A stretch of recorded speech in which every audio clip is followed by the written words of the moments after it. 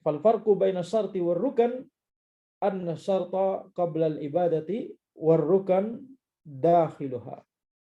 Ya, bahwa perbedaan antara syarat dengan rukun, syarat itu adalah sebelum ibadah dan rukun itu di dalam ibadah tersebut. Ya, jadi syarat dan rukun itu adalah istilah yang kita harus ingat, itu tidak hanya istilah untuk masalah salat saja, akan tetapi ya masalah-masalah ibadah yang lain.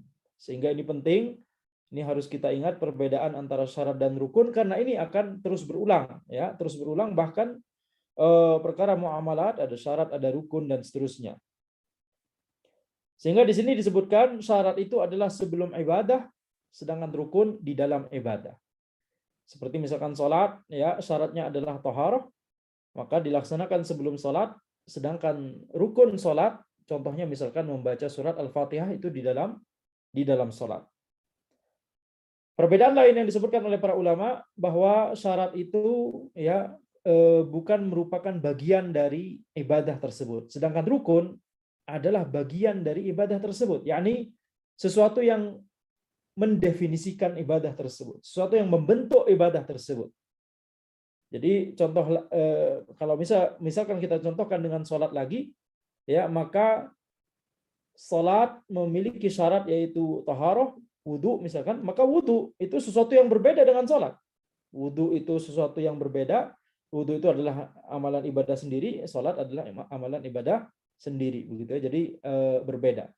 Adapun ya rukun sholat, misalkan salah satu rukun sholat adalah membaca Al-Fatihah, maka membaca Al-Fatihah itu adalah salah satu ya bagian dari sholat itu sendiri.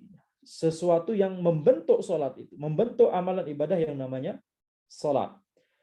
Kemudian perbedaan lain yang disebutkan oleh para ulama adalah bahwa ya kalau syarat itu harus selalu ya ada hingga berakhirnya ibadah. Dari awal ibadah sampai berakhirnya ibadah tersebut syarat harus ada.